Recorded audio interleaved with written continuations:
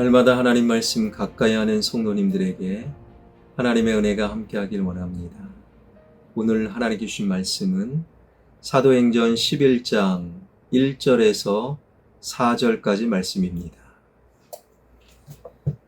유대에 있는 사도들과 형제들이 이방인들도 하나님의 말씀을 받았다 함을 들었더니 베드로가 예루살렘에 올라갔을 때에 할례자들이 비난하여 이르되 네가 무할례자의 집에 들어가 함께 먹었다 하니 베드로가 그들에게 이 일을 차례로 설명하여.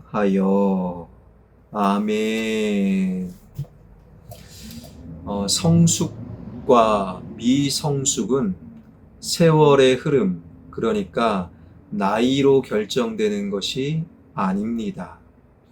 성숙과 미성숙의 판가름은 바로 그가 하고 싶은 일만 하는가, 아니면 하고 싶은 일과 아울러 하기 싫은 일도 때로는 하는가. 성숙한 자는요, 하고 싶은 일을 넘어서 하기 싫지만 해야 될 일은 합니다. 반면에 미성숙한 자는요, 하고 싶은 일만 해요. 하기 싫은 것은 해야 되지만 안 합니다. 여러분, 그래서 우리 주변에는 나이가 들었음에도 미숙한 자가 있는가 하면 나이는 젊은데도 성숙한 자가 우리 주변에 있기 마련이지요. 오늘 본문을 들여다보면 복음의 문회안이었던 가이사랴의 고넬료와 그의 일행들에게 성령님이 강하게 임하심을 보았고, 그들에게 복음을 전하고 세례까지 베푼 베드로, 그가 할례받지 아니한 이방인들에게 과감히 세례를 베풀 수 있었던 것은 바로 그들에게 성령님께서 임하심을 직접 목격한 까닭이었죠. 할례받은 베드로는 원래 이방인들에게 복음을 전하고 싶지 않았어요. 그러나 성령의 충만함으로 해야 될 그 일을 하게 되었던 것이지요. 그야말로 성령으로 말미암아 성숙해진 베드로. 그 가이사랴에서의 베드로의 역할은 참으로 대단한 일, 대단한 역사, 이방인 공동체가 집단적으로 성령을 경험했던 놀라운 하나님의 역사였지요. 그런 베드로이고 보면 당연히 칭찬받아 마땅합니다. 그런데 오늘 본문은 그러한 놀라운 역사의 통로가 되었던 베드로가 예루살렘으로 돌아왔는데 뜻밖의 상황을 오늘 본문은 우리에게 소개하고 있는데요. 1절부터 3절입니다. 유대에 있는 사도들과 형제들이 이방인들도 하나님의 말씀을 받았다 함을 들었더니 베드로가 예루살렘에 올라갔을 때에 할례자들이 비난하여 이르되 네가 무할례자의 집에 들어가 함께 먹었다 하니.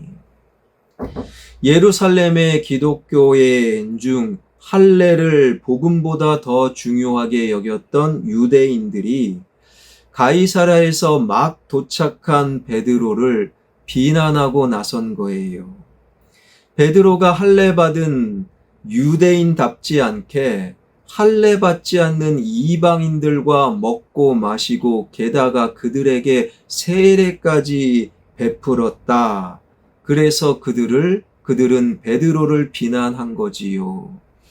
여기에 비난하다라고 번역된 헬라어 동사는요, 어떤 목적을 가지고 집요하게 공격하고 물고 늘어진다라는 뜻이에요.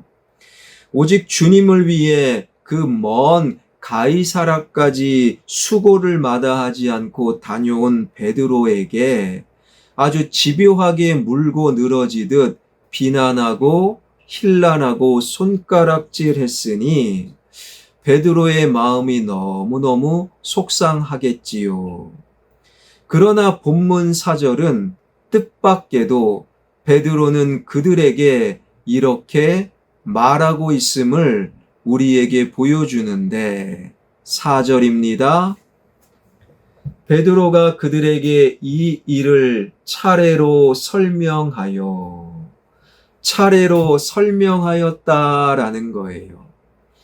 여러분, 원래 베드로는 성미가 급한 인물이지요. 그래서 듣기보다는 먼저 몸으로, 대화보다는 주먹으로 해결하는 그런 불같은 성격의 소유자가 베드로 아니겠습니까?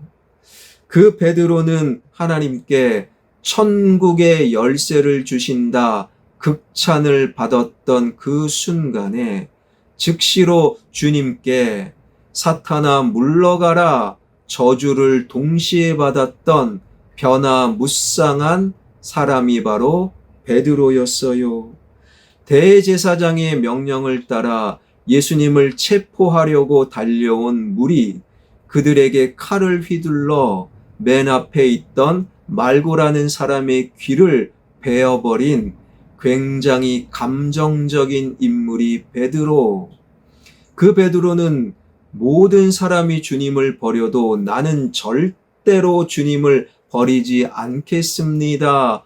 호언장담했던 그날 베드로는 예수님을 모른다 3번이나 부인하고 저주까지 했던 인물, 변덕스럽고 감정적이고 성격이 급한 인물이 바로 베드로. 그런 베드로이니 지금이야말로 설명하기보다는 화를 내고 불같은 호령을 내리고 그들에게 따져 주먹질을 해야 되는 형편인 거예요.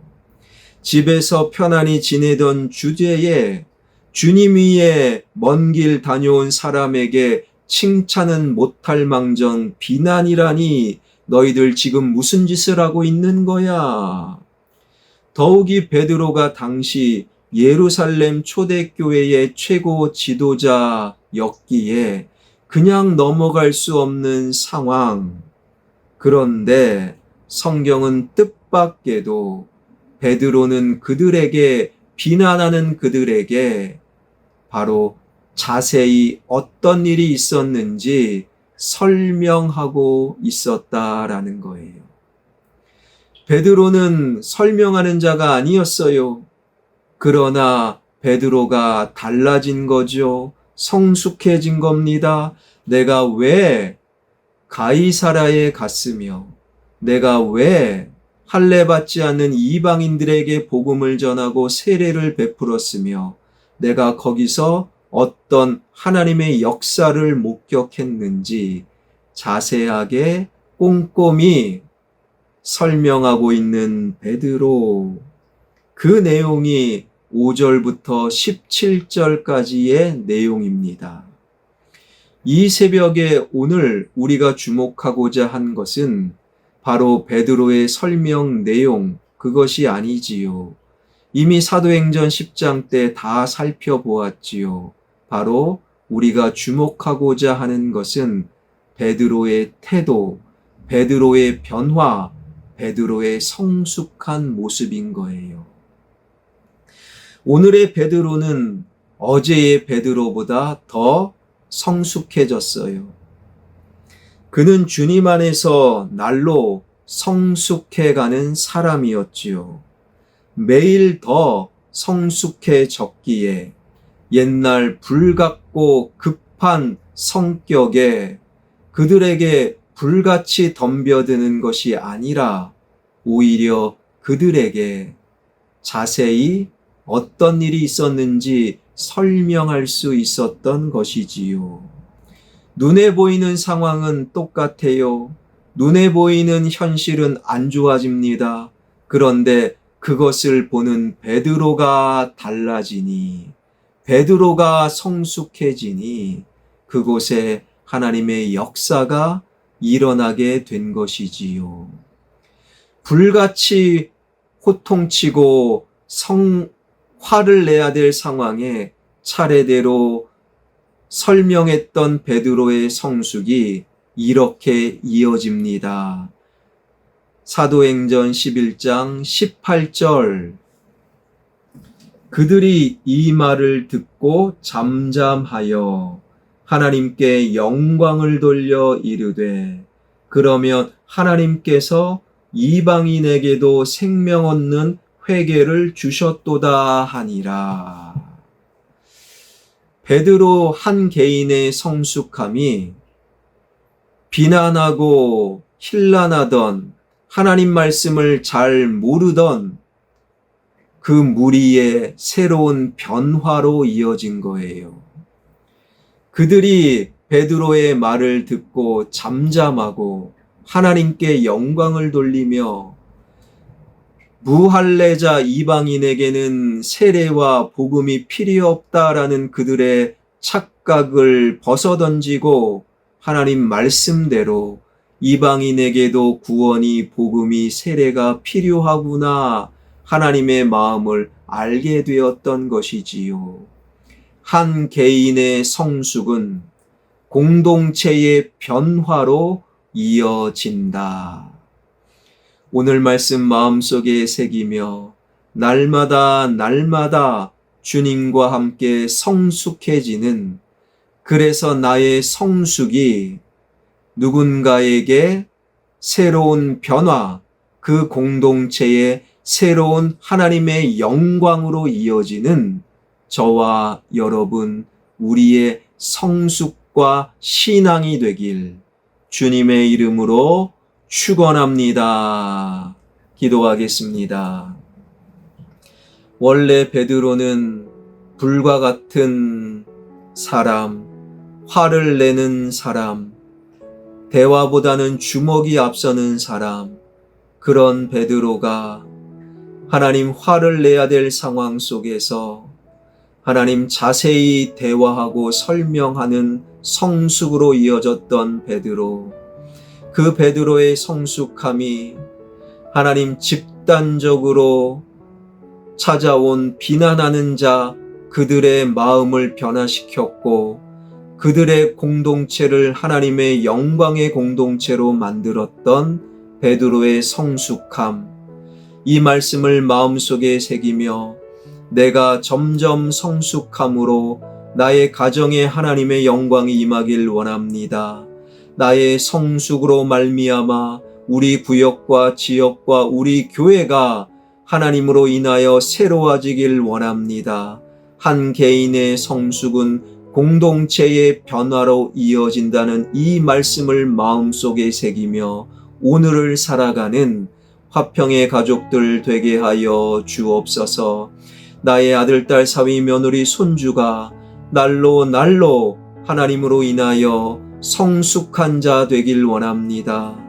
해야 될 일은 하기 싫어도 할 수 있는 자, 하고 싶은 일 때로는 하나님의 뜻 가운데 못해도 기쁨으로 기꺼이 신앙의 삶을 살아가는 성숙한 나의 자녀들, 손주들 되게 하여 주옵소서. 예수 그리스도의 이름으로 기도하옵나이다. 아멘.